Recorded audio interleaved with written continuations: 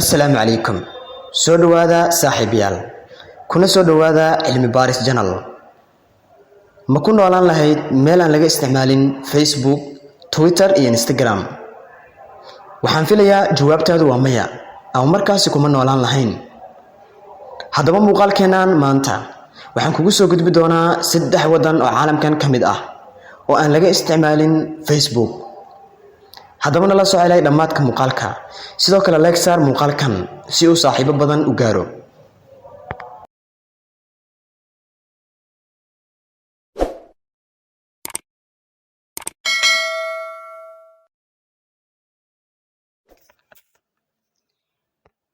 internetka ama baraha bulshada ayaa noqday mid ku faafay guud ahaan caalamka labadii qarni ee ugu dambeysay, kaasoo loo isticmaalay siyaabooyin kala duwan sida waxbarashada, isgaarsiinta iyo isdhexgalka bulshada. Way adag tahay in la qiyaaso adduun bilaa internet ah, ama markaas aysan ka jirin shirkadaha u waaweyn internetka sida Google, Facebook iyo Twitter. Shirkadda Facebook waa mid ka mid ah shirkadaha ugu ballaaran dhanka social media-ha, taasoo ay ku xiran yihiin ku dhawaad 3 bilyan oo qof. iyadoo ay taasi jirto, haddana waxaa jira wadamo ka mid ah caalamka oo aan laga ogolayn isticmaalka Facebook. dadka ku nool wadamadan ma isticmaali karaan Facebook sabab ka timid dhanka dowladda. waxaan ku soo gudbi doonaa 3 wadan ee mamnuucay isticmaalka Facebook, waxaana sharixi doonaa sababaha ka dambeeya mamnuucista Facebook ee wadamadan. wadanka koowaad, dalka Shiinaha.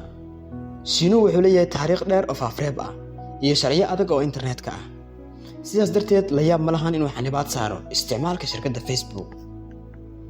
sida lagu sheegay warbixin lagu daabacay Web2 Asia, Shiinaha ayaa ka xanibay Facebooka guud ahaan dhulweynaha China kadib rabshado 2009 ka dhacay magaalada Urumqi ee gobolka Xinjiang. qaar ka mid ah dadka oo leeyahay madaxbannaanida Xinjiang ayaa ka muuqda ama markaas isticmaalay shirkadda Facebook qaybo ka mid ah shirkadooda isgaarsiinta. shirkadda Facebook ayaana u muuqatay inaysan ku qanacsanayn diidmada ka timid dhanka China. shirkaddu waxay ku dooday in isticmaalayaasheeda Facebook ay xorriyadul qolka ku adeegsan karaan baraheeda bulshada. Shiinaha ayaa Facebook ku dartay liiska shirkadaha internetka ee reer galbeedka ee horey loo xanibay, oo ay ku jiraan YouTube iyo dhammaan aaladaha Google, Twitter iyo Microsoft. Facebook waxay samaysay dhowr isku day ay ku doonayso inay ku soo noqoto Shiinaha, laakiin iyadoo loo adeegsanayo bedelaadyo maxalli ah sida applicationska WeChat iyo Renren. uma badna inay awoodi doonto Facebook ku soo laabashada China, maadaama bedelkii Facebook ay adeegsadaan applicationska WeChat iyo Renren. dadka raba inay adeegsadaan Facebooka weli way ka samayn karaan meelo ka mid ah Shiinaha oo ay ku jiraan Hong Kong iyo Macau. waxay sidoo kale dhaafi karaan xanimaadan ama u gudbi karaan iyagoo isticmaalaya VPN ee loo soo gaabiyo Virtual Private Network, kaasoo loo isticmaalo qarinta IP addressyada iyo locationka qofka ama halka uu ku sugan yahay isticmaalaha.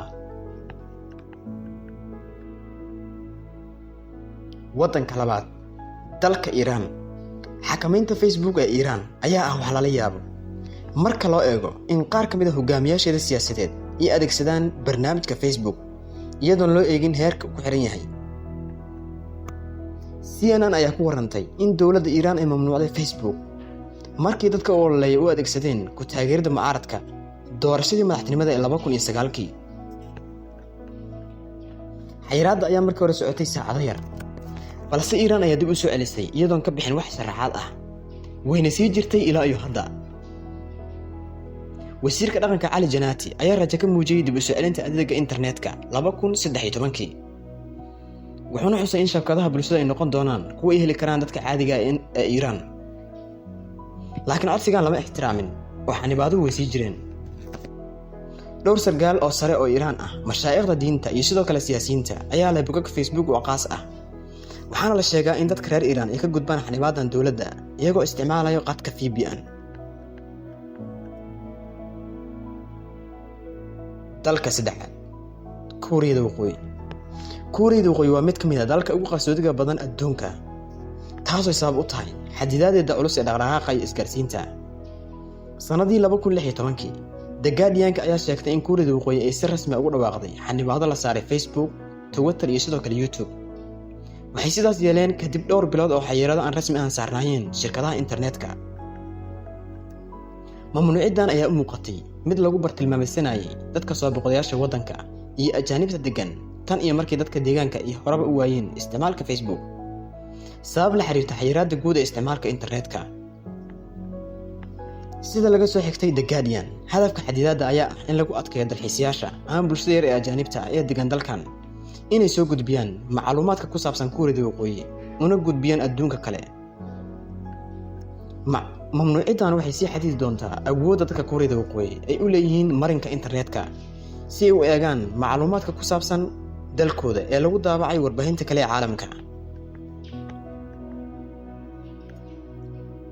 dadka ku nool aaga ismaamulka Hong Kong iyo Macau waxay si aan xal lahayn u isticmaalaan Facebook ama markaas u galaan, halka kuwa ku nool dhulweynaha Shiina kaliya ay gali karaan Facebook iyagoo isticmaalayo VPN-yada ama sistamyada internetka ee qarsoodida ah. dhanka xayiraadaha Iiraan ayaa loo arkaa inay tahay tan ugu waxtarka yar maadaama qaar badan oo ka tirsan saraakiisha sare ee akoonno rasmi ah ku leeyihiin barta Facebook iyo baraha kale ee bulshada sida Twitter iyo Instagram. mamnuucidda baraha internet ee Waqooyiga Kuuriya ayaa loo arkaa inay tahay tan ugu waxtarka badan maadaama ay ka jirto dhammaan waddanka North Korea. mamnuucidan kaliya kuma eka shirkadda Facebook balse waxay saameysay shirkadaha laga leeyahay galbeedka sida Twitter iyo Google.